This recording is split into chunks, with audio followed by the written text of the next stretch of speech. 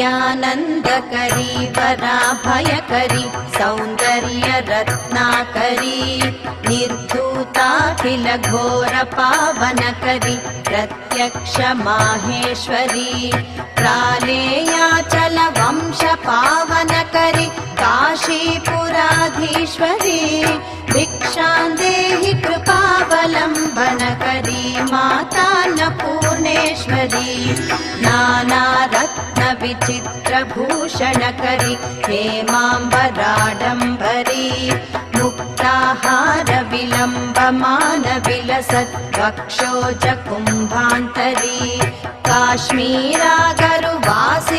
रुचिकरी काशीपुराधीश्वरी भिक्षां देहि कृपावलम्बनकरी मातान्नपूर्णेश्वरी।